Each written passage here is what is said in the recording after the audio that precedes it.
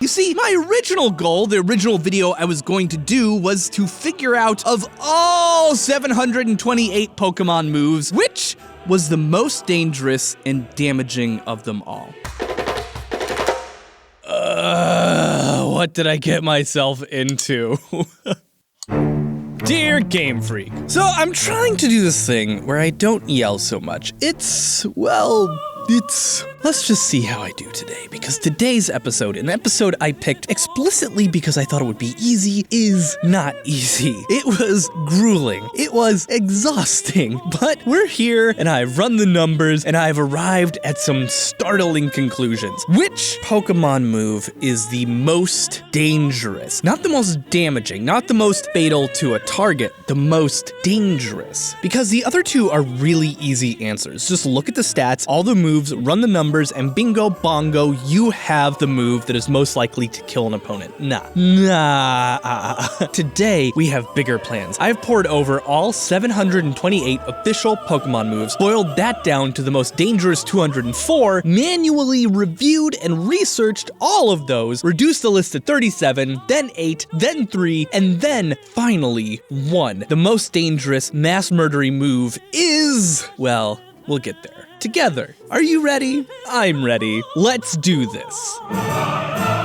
Figuring out what the most deadly and dangerous Pokemon move is in a game that casually has giant fire-breathing lizards, self-destructing ping-pong balls, and so many gods that are capable of manipulating space-time that apparently 10-year-old children can capture in tiny balls and force to do their bidding, that is a huge ask, but not impossible if we limit ourselves to a few rules. First of all, in order to judge the most dangerous move, we're going to limit our sample size to one instance of the move. I mean, Flamethrower could easily be more dangerous than Fissure if you let a Charizard rampage through a city and burn each person to a crisp piece by piece, or get a Coughing to poison the water supply of a nearby town by repeatedly using Toxic so it's no longer diluted into harmlessness. And that's basically it as far as restrictions go. Z moves, combinations of items are all on the table. And while initially I did consider moves like the classic Hyper Beam, Hydro Pump, Metronome because it can do a ton of different moves, Fissure, and like a bajillion others that are too numerous to name, they immediately got eliminated in favor of moves that were so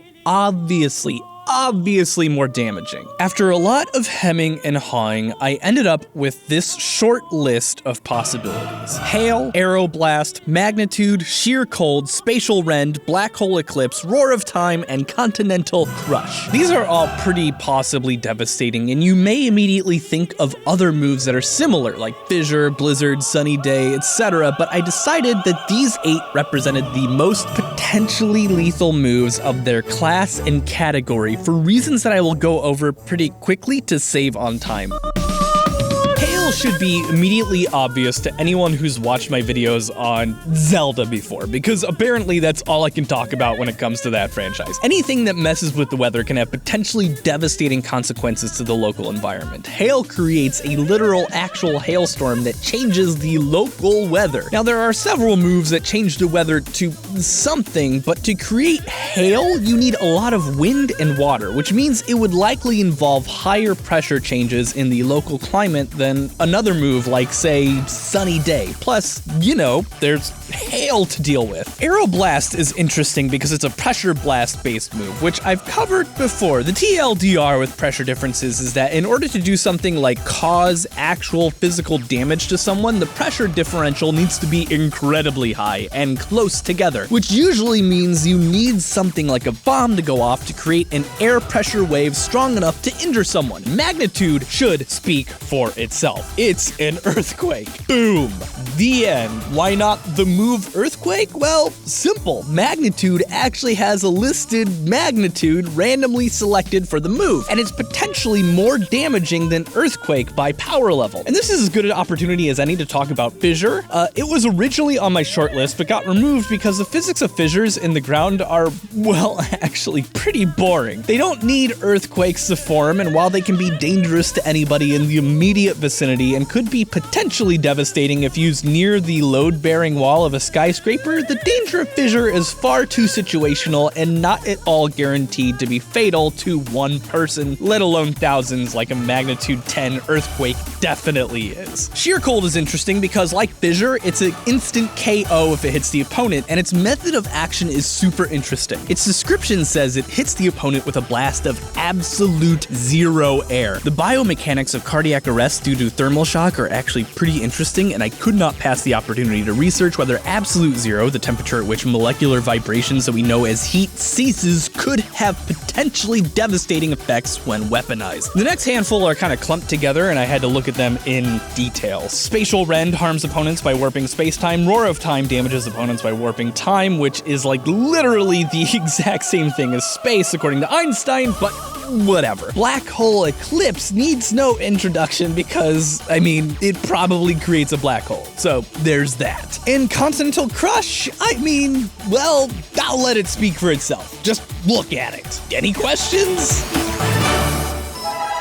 Okay, so we have our list. Let's start crossing things off of it. Sheer cold is the first to go. Absolute zero, if it's even actually achievable, wouldn't cause that much lasting damage outside the immediate area. Given that the medium of transmission is air, the cold molecules would just disperse out and warm up. Boring. Darn. Next. Aeroblast is pretty fascinating, actually. Blast overpressure, the pressure differences created by bombs going off, has been studied in great detail by, the military. Data from the Department of Defense has several peak pounds per square inch, or PSI, overblast pressure differences recorded with their effects. Now, since Aeroblast isn't necessarily fatal, it's likely a 3 PSI blast, which would create winds of over 100 miles per hour or 160 kilometers per hour. Basically what happens is if something big explodes, it pushes air molecules together near the blast radius. This is sometimes called the Mach effect because this kind of pressure wave is created by any object moving in a fluid faster than the speed of sound. This moves out as a wall of pressure from the blast, dissipating as it goes and washing over objects in its way. This peak in pressure can hit you, greatly increasing the pressure on your body by the surrounding air and then greatly dropping it down again. This causes all sorts of shear stress to your organs and can straight up kill you.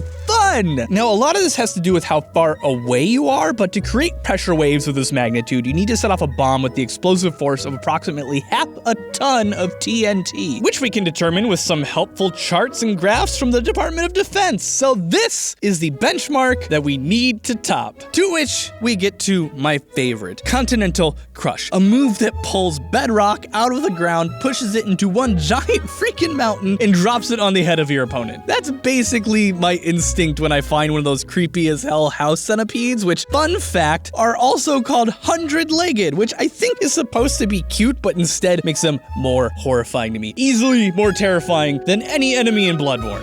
What was I talking about? Oh, right, crushing your enemies with a giant mountain of rock. This one is awesome. Doing some basic back-of-the-napkin math, we can estimate this mountain of rock has a width of 100 meters and an internal volume of 523,598 cubic meters. We can measure this more closely if we need a tiebreaker later, but this will do for now. Given that the density of bedrock is 2,630 kilograms per cubic meter, this gives our mountain a mass of over 1.3 billion kilograms. Woohoo, yeah! But as you can see, it's just dropped. It's not a giant asteroid falling from the sky, which still gives our Aeroblast a chance. Dropped from a height of about 50 meters and accelerating at 9.8 meters per second toward the ground under the influence of gravity, this big ball of rock would hit the ground at over 30 meters per second, or over 65 miles per hour. Okay, we're getting a little scary now. At a height of 50 meters, an object of this mass would have 674,761,742,113.53 joules of potential energy, and due to the laws of conservation of energy, this is the energy that it would be hitting the ground with. Proven with this formula, and that is, let's check, the same amount of energy consumed by a human adult over 80 years? What? Okay, Wikipedia, someday we're gonna have to have a talk about some of the examples you've chosen for your orders of magnitude pages. Okay, so let's try something else. How many tons of TNT is the... Oh my god. 161,000 tons of TNT released in a fraction of a second? nope, we have a new frontrunner. That is more powerful than a W-76 nuclear warhead. You know that bomb that Trump dropped on Afghanistan, the mother of all bombs, the largest conventional bomb used to date? Yeah, this is 61 of those things. Oh my God, no. Calm down, Austin. Don't yell. Breathe. Impact force of this thing could level an entire city. And this isn't even a move that's limited to like one Pokemon. A ton of Pokemon can learn this thing. This is like leaving atom bombs laying around for random 10-year-olds to pick up the keys to. Then again, that is Bethesda's entire business model with Fallout 76, so maybe they're onto something there. So, okay, just off the bat, I'm scratching off Hail, Aeroblast, Roar of Time, and Spatial Rend off the list. Just no way those things can do anything even remotely as bad as that. So that leaves Magnitude and Black Hole Eclipse, or whatever the hell it's called. Great. So one Earthquake and one move that gently lifts an opponent into the air. Spooky. All right, so Magnitude first then. This one is a bit tricky to draw conclusions on. It's a move that randomly selects a magnitude between 1 and 10 and deals damage based on whatever number it spits out. If, and yes, this is a big if, they're leaning on real-world magnitude systems like the moment magnitude scale, which is what's used nowadays in place of the Richter scale. These numbers are logarithmic, meaning that a magnitude 10 earthquake isn't 10 times stronger than a magnitude 1 earthquake, it's 31.6 trillion times stronger. And if this is based on the moment magnitude scale and you happen to roll a 10, boy, this thing is serious. The rock from Continental Crush, our nuclear bomb rock, 674 gigajoules of energy. This earthquake, it would be unlike anything we've ever seen before. 1.23 billion gigajoules. We are talking cataclysmic death. This would be a megathrust earthquake stronger than any that's ever occurred on our planet before. In Valdivia, Chile, on May 22nd, 1960, an earthquake of moment magnitude 9.5 shook the entire freaking Earth. Between the local devastation caused in Chile and the tsunami that ravaged Hawaii, death tolls as high as 7,000 and damages to infrastructure totaled over $6 billion in today's money. I think while that would release more energy, it's hard to say what's a higher cause of death between this and the rock that would hit the ground and explode like a nuke. So all we have to do now is rule out this black hole move that would probably just evaporate harmlessly into Hawking radiation, and we can reach our conclusions, and I'll have made it through this entire episode without losing it. Alright, so with a gravitational pull that barely overpowers the local gravity and gently lifts Pokemon up, this would be a gravitational body of... Okay, well that's pretty massive. 3 times the mass of Churyumov Gerasimenko into this tiny black hole. That is... Okay, well, wait a minute. Small black holes decay due to Hawking radiation, no problem. So this one, according to Hawking's theories, would, damn it, 119 million years to decay? Yeah! That means that... No. Stay calm, Austin. Stay...